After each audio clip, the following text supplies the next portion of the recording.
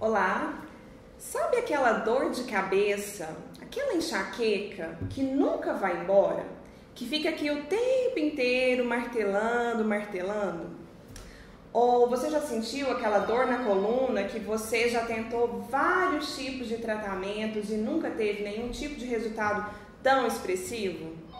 Então, eu sou Rosane Santos, criadora do site emocionalmentebem.com.br, um espaço criado especialmente para você que deseja realmente ter qualidade de vida e aprender a lidar com as suas emoções. E se você realmente quer saber a resposta dessas perguntas que eu te fiz agora há pouco, fica comigo até o final desse vídeo, acompanhe essa entrevista.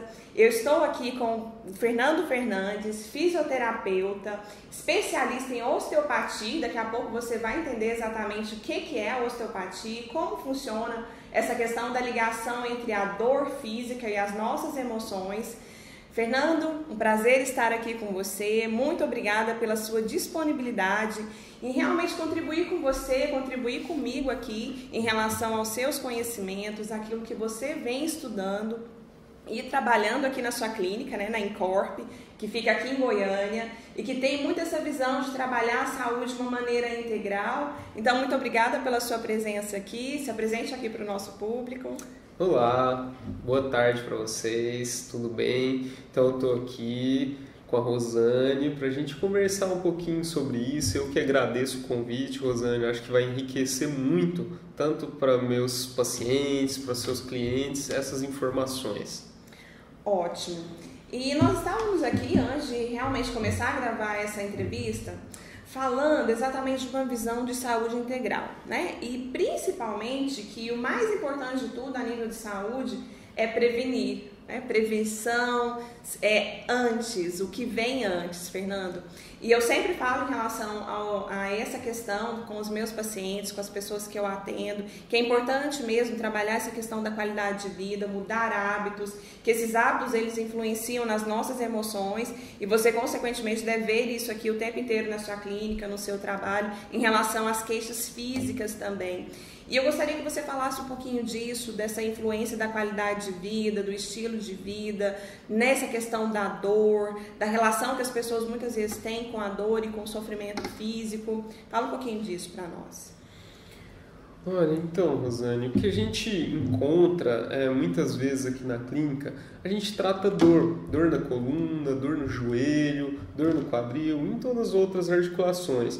Então a gente procura, a osteopatia, ela procura ligar funções de órgãos e vísceras, funções do sistema nervoso autônomo simpático e parasimpático e relacioná-las com o sistema músculo-esquelético na manifestação da dor.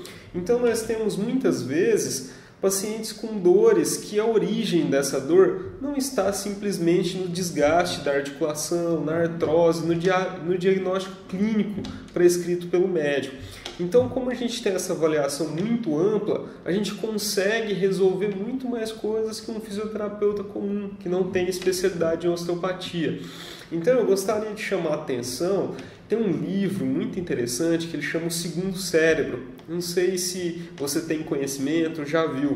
Então, ele é um livro fantástico, ele é destinado a pessoas entenderem um pouco mais, onde ele fala que o nosso segundo cérebro é o intestino, como você tocou na qualidade de vida, nos hábitos saudáveis. Então, se o intestino é nosso segundo cérebro, a nossa alimentação vai influenciar demais na nossa qualidade de vida.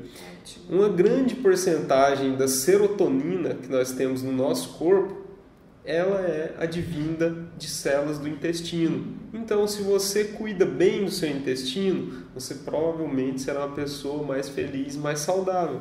Se você não cuidar, você vai tender a sofrer doenças. Então, olha só, que assunto super interessante esse que você está trazendo, Fernando. Eu sempre falo que o mais importante para que se tenha saúde é perceber que a saúde ela não é algo específico, mas que ela tem que abranger várias coisas. E você está falando sobre a questão da alimentação, que isso influencia na dor física, nessa percepção da dor física, principalmente, então lembra que eu falei da enxaqueca que não vai embora, da dor na coluna que não vai embora. Consequentemente, isso tem um componente emocional muito forte. Então, o que é interessante, Fernando, eu falo muito para as pessoas, né? Pergunta o que é essa dor, o que esse sofrimento ele te traz, ou o que ele te impede de fazer, ou o que ele faz com que você faça. Essas respostas, de alguma forma, têm uma explicação direta de por que isso funciona mentalmente, emocionalmente, e você está trazendo esse componente físico também, né? Serotonina, eu falo muito disso, que tem uma ligação direta com o nosso humor, porque é o hormônio relacionado a essa sensação de bem-estar, de saúde. E tem uma visão que eu conheço também que fala que o intestino é o nosso órgão de choque, né? Assim como é o coração e o estômago. Daquela coisa que você sentiu ali emocionalmente, naquela hora, o primeiro órgão que é acessado normalmente é o intestino, o estômago e o coração. Essa tríade tão importante para a nossa vida. Então, prevenir significa se alimentar bem, fazer, né, todo esse componente de qualidade de vida. E o que mais você tem observado nesse sentido que nós poderíamos, então, aí já ficou uma dica, né, de um livro interessante para que as pessoas possam ler, muito bom. O cuidado com o corpo, né, com o nosso bem-estar físico, ele vai influenciar diretamente. Então, o que nós encontramos aqui também como grande causa de dores são as disfunções por falta de atividade física. Né? Então, a atividade física ela é fundamental para o bem-estar do corpo. Então, a pessoa sedentária ela tem maior possibilidade de sentir dor.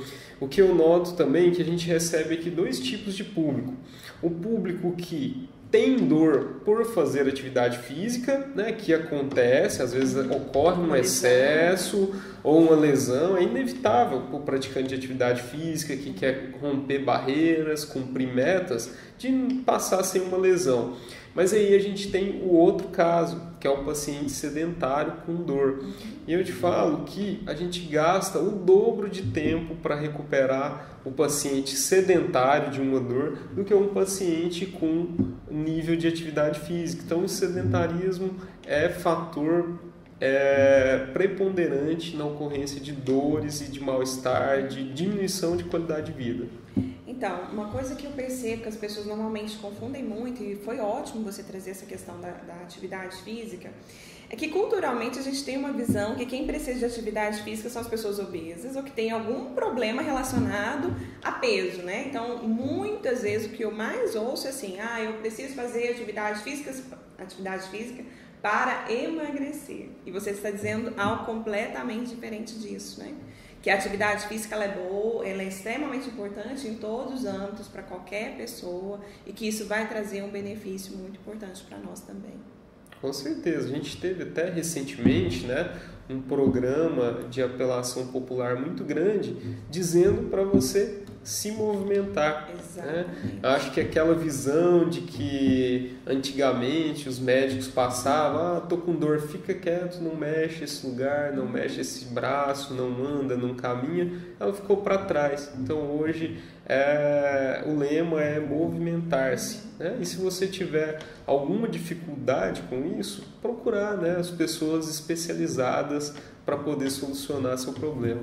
Ótimo. Então, Fernando, já existem vários estudos, principalmente fora do Brasil, grande parte deles, né, de pesquisadores, cientistas fora do Brasil, que tem muito essa visão de correlacionar as dores físicas com eventos emocionais ou com situações emocionais.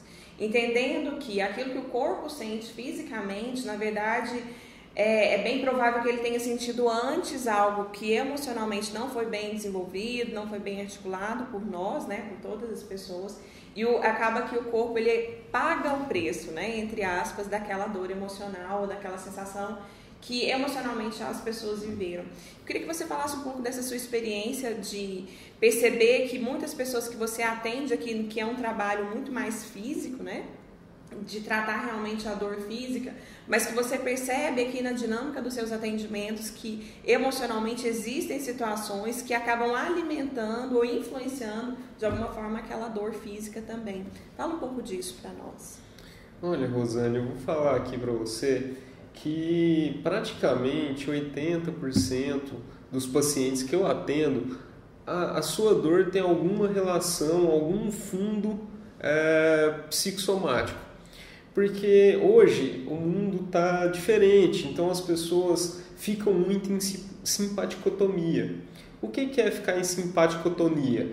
É ele ficar o tempo todo tendo secreção de adrenalina no seu corpo. Então, adrenalina é o hormônio da fuga, então da contração muscular. Então, esse paciente tende a ficar com a musculatura mais contraída, mais rígida, né? Então, isso faz com que ele tenha maior possibilidade de sentir dores, de ter gastrites e etc. Então, o paciente que a gente atende é esse paciente, é o paciente que, junto com sua dor cervical, ele tem insônia, ele tem gastrite. Nada bem sozinho, né? Ele tem nervosismo. Então, grande parte das vezes, a gente sempre sente a necessidade de um apoio psicológico para esse paciente.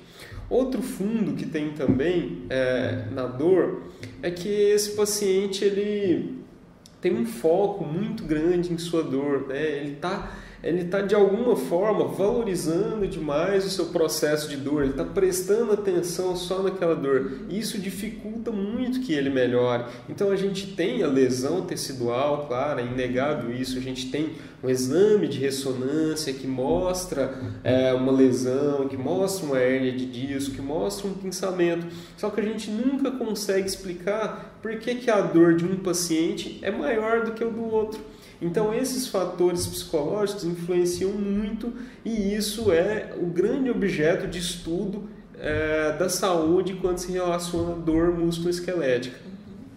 Ótimo, né? Então, não adianta pensar em algo como centro. Se aquilo funciona como centro da vida de alguém, existe algo por trás que sustenta, né? E que, de alguma maneira, influencia completamente nisso. E nós estamos caminhando aqui, esse bate-papo super interessante, né? Dá vontade de ficar aqui muito tempo, perguntando, entendendo, conhecendo, né? Uma visão diferente, mas muito relacionada a tudo isso que você vem aprendendo aqui dentro desse ciclo de entrevistas. E eu me sinto muito feliz realmente de poder proporcionar um conhecimento tão valioso como esse, Fernando, que você está aqui trazendo para nós. E realmente, de novo, né, eu te agradeço pela sua disponibilidade e gentileza mesmo em falar um pouquinho disso aqui para a nossa audiência. E finalizando, né, caminhando aqui para esse final desse nosso encontro, Fernando, grande parte das pessoas que estão aqui, que estão ali do outro lado da câmera, que realmente acompanham o meu trabalho, grande parte delas, o maior problema, né, emocionalmente, a maior dificuldade que emocionalmente elas vivem é lidar com ansiedade e estresse. Esse estresse da nossa rotina, do nosso dia a dia, essa ansiedade que tem uma ligação direta com o que você acabou de falar, da reação da adrenalina no corpo, né? Muito cortisol funcionando nesse corpo, essa necessidade o tempo inteiro de lutar, de fugir, de se adequar. E aí nós poderíamos enumerar vários sintomas aqui, entre eles ansiedade, taquicardia, né? Que é já o físico expressando aquilo que realmente as emoções têm feito, né? Fisicamente naquela pessoa. Eu queria que você desse uma dica dentro disso que você trabalha, dentro disso que você observa aqui na sua rotina. Eu falo aqui, gente, que nós estamos na clínica Incorp, em Goiânia, né? O lugar mesmo de trabalho do Fernando. E o que você tem observado e que você poderia deixar de dica para as pessoas realmente em como lidar fisicamente com estresse e com ansiedade. Eu acho que as pessoas têm que buscar qualquer coisa que faça elas refletirem sobre elas mesmas. O que vocês na psicologia chamam de autoconhecimento. Exatamente. Então, só a partir disso aí e procurar a ajuda necessária para se tratar. Porque se você percebe que o estresse está tomando conta de você, então você tem que se tratar. Porque isso vai fazer mal para você. Então, o excesso de adrenalina, né, influenciando a gente, vai provocar uma diminuição do funcionamento do intestino, né? Vamos fazer esse gancho. O seu intestino vai ficar preso. E se o seu intestino não funciona legal, vai influenciar na serotonina, que é o hormônio da felicidade. Então uma coisa vai alavancando outra, e esse mundo que a gente está vivendo, cada vez mais competitivo, né? Essa situação muito ruim, essa agressividade, então tudo isso vai provocando, vai levando, que vai passar por uma dor, que vai passar por uma disfunção sexual e etc. Então tudo isso vai partir de uma frase muito antiga, né, que a gente estuda na filosofia da faculdade: mente sã, corpo são. Se a gente está voltando a isso, a medicina está voltando a isso, eu acredito que vai ter uma diminuição de medicamentos, do uso de medicamentos, que esses medicamentos também alteram a absorção da mucosa intestinal, também tendo toda essa influência. Então, a gente precisa olhar mais para o corpo de outra maneira. Então, fica a dica sobre isso. Olhe seu corpo de outra maneira, não esqueça que somente seu corpo são integrados. Ótimo, né? Então, fica aí o recado para você que está aqui, que assistiu essa entrevista. Tratar e trabalhar sintomas de estresse, de ansiedade significa se autoconhecer, cuidar da sua alimentação, fazer e praticar atividade física, se movimentar, buscar ajuda, realmente não sofra sozinho, né? Eu acho que essa é a grande questão e essa é a grande lição. E, Fernando, muito obrigada pela sua disponibilidade, pela sua generosidade realmente em contribuir conosco, trazendo todos esses conhecimentos. Muito obrigada. Eu que agradeço, Rosane. É muito bom participar, ver que a gente tem várias pessoas da área de saúde tendo esses mesmos pensamentos, né?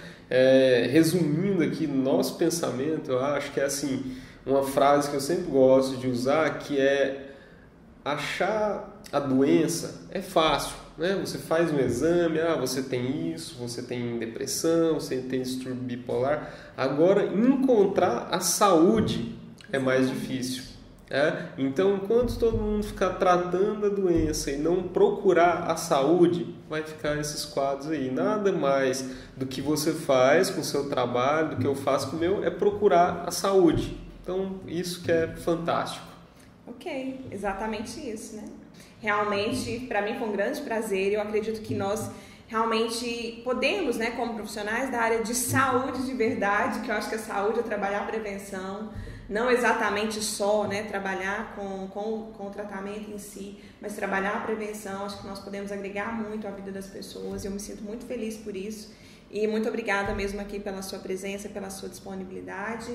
Para você que nos acompanhou aqui nessa entrevista, muito obrigada. Continue acompanhando. Então, acesse o site emocionalmentebem.com.br. Lá você vai ver outras dicas como essa, outras entrevistas como essa, que realmente vão contribuir para que você mude a sua vida, para que você transforme a forma com que você relaciona e se relaciona com você mesmo, com o seu corpo e com a sua mente. Se você quiser saber mais, entra lá no site, cadastra o seu e-mail, você vai receber essas dicas, entrevistas, tudo em primeira mão no seu e-mail também. Um grande beijo para você e nós nos encontramos então num outro momento.